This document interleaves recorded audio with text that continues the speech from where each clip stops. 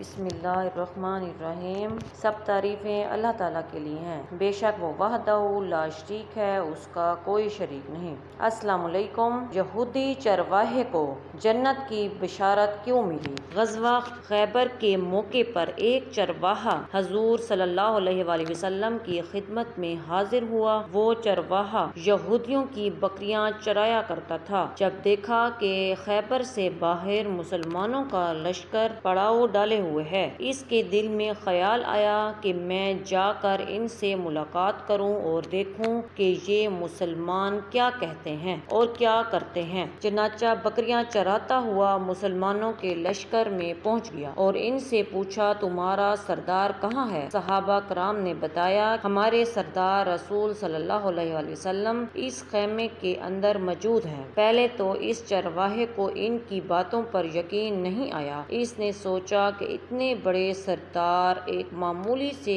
خیمے کے اندر کیسے بیٹھ سکتے ہیں؟ اس کے ذہن میں یہ بھی آپ اتنے بڑے بادشاہ ہیں، بہت ہی شان و شوکت اور ٹھاٹ باٹ کے ساتھ رہتے ہوں گے، لیکن وہاں تو کھجور کے پتوں کی چٹائی سے بنا ہوا ایک خیمہ تھا۔ خیر، وہ چرواہا اس خیمے کے اندر رسول صلی اللہ علیہ وآلہ وسلم سے ملاقات کے لیے داخل ہوا اور آپ سے ملاقات کی اور پوچھا کہ آپ کیا پیغام لے کر آئے ہیں اور کس بات کی دعوت دیتے ہیں؟ رسول صلی اللہ علیہ وآلہ وسلم نے اس کے سامنے اسلام اور ایمان کی دعوت رکھی، اسلام کا پیغام دیا۔ اس نے پوچھا کہ اگر میں اسلام کی دعوت قبول کر لوں تو میرا کیا انجام ہوگا اور کیا رتبہ ہوگا؟ رسول صلی اللہ علیہ وآلہ وسلم نے ارشاد فرمایا کہ اسلام لانے کے بعد تم ہمارے بھائی بن جاؤ گے اور ہم تمہیں گلے سے لگائیں گے۔ اس چرواہے نے کہا، آپ مجھ سے مذاق کر رہے ہیں، میں کہاں اور آپ کہاں؟ میں ایک معمولی سا چرواہا ہوں اور میں ایک سیاہ فام انسان ہوں، میرے بدن سے بدبو آ رہی ہے، ایسی حالت میں آپ مجھے کیسے گلے لگا سکتے ہیں؟ رسول صلی اللہ علیہ وآلہ وسلم نے فرمایا کہ ہم تمہیں ضرور گلے سے لگائیں گے اور تمہارے جسم کی سیاہی کو اللہ تعالیٰ مٹا دے گا، اللہ تعالیٰ تمہارے جسم سے اٹھنے والی بدبو کو خوشبو میں تبدیل کر دیں گے۔ یہ بات سن کر وہ فوراً مسلمان ہو گیا اور کلمہ شہادت پڑھ لیا۔ پھر رسول صلی اللہ علیہ وآلہ وسلم سے پوچھا کہ یا رسول اللہ صلی اللہ علیہ وآلہ وسلم، میں کیا کروں؟ آپ صلی اللہ علیہ وآلہ وسلم نے فرمایا، تم ایسے وقت ایمان لائے ہو کہ نہ تو اس وقت کسی نماز کا وقت ہے کہ تم سے نماز پڑھواؤں اور نہ ہی روزے کا زمانہ ہے کہ تم سے روزہ رکھواؤں، زکوٰۃ تم پر فرض نہیں ہے، اس وقت تو صرف ایک ہی عبادت ہو رہی ہے جو تلواروں کی چھاؤں میں انجام دی جاتی ہے، وہ ہے جہاد فی سبیل اللہ۔ اس چرواہے نے کہا،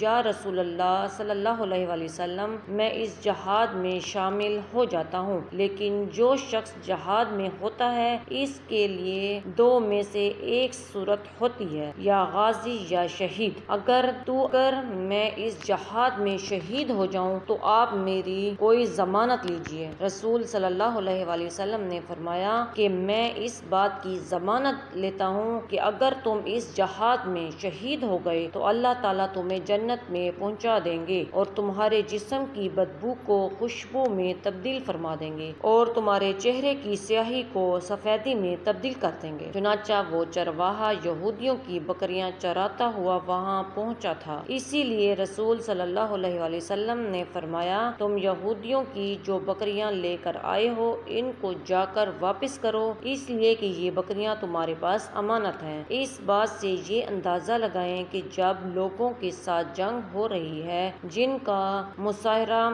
کا محاصرہ کیا ہوا ہے، ان کا مال غنیمت، لیکن وہ چرواہا بکریاں معاہدے پر لے کر آیا تھا، اسی لیے آپ نے حکم دیا کہ پہلے وہ بکریاں واپس کر کے آؤ، پھر آ کر جہاد میں شامل ہو جاؤ۔ چنانچہ اس چرواہے نے جا کر بکریاں واپس کی اور واپس آ کر جہاد میں شامل ہوا اور شہید ہو گیا۔ جب جنگ ختم ہو گئی تو رسول صلی اللہ علیہ وآلہ وسلم لشکر کا جائزہ لینے لگے۔ ایک جگہ آپ نے دیکھا کہ صحابہ کرام کا مجمع اکٹھا ہے۔ جب آپ قریب پہنچے تو ان سے پوچھا، کیا بات ہے؟ صحابہ کرام نے فرمایا، جو لوگ جنگ میں شہید ہو گئے ہیں ان میں سے ایک آدمی ایسا بھی ہے کہ جس کو ہم سے کوئی نہیں پہچانتا۔ آپ صلی اللہ علیہ وسلم نے فرمایا کہ مجھے دکھاؤ۔ جب آپ نے دیکھا تو آپ صلی اللہ علیہ وسلم نے فرمایا اس شخص کو نہیں پہچانتے مگر میں اس شخص کو پہچانتا ہوں، یہ چرواہا ہے اور یہ وہ عجیب و غریب بندہ ہے جس نے اللہ کی راہ میں ایک بھی سجدہ نہیں کیا، اور میں بات کی گواہی دیتا ہوں کہ اللہ تعالیٰ اس کو سیدھا جنت الفردوس میں پہنچا دے گا۔ میری آنکھیں دیکھ رہی ہیں، ملائکہ اس کو غسل دے رہی ہیں، سیاہی سفیدی میں تبدیل ہو گئی ہے، اس کی بدبو خوشبو میں تبدیل ہو گئی ہے۔ اس واقعے سے ہمیں یہ سبق ملتا ہے کہ اندازہ کیجئے کہ اگر کچھ عرصہ پہلے اس چرواہے کو موت آ جاتی تو وہ سیدھا جہنم میں چلا جاتا۔ اب اس حالت میں موت آئی کہ ایمان لا چکا ہے اور سرکار دو عالم صلی اللہ علیہ وسلم کا غلام بن چکا ہے، تو اب اللہ تعالیٰ نے اتنا بڑا انقلاب پیدا فرما دیا، اسی لیے فرمایا اعتبار خاتمے کا ہے۔ اسی لیے بڑے بڑے لوگ لرزتے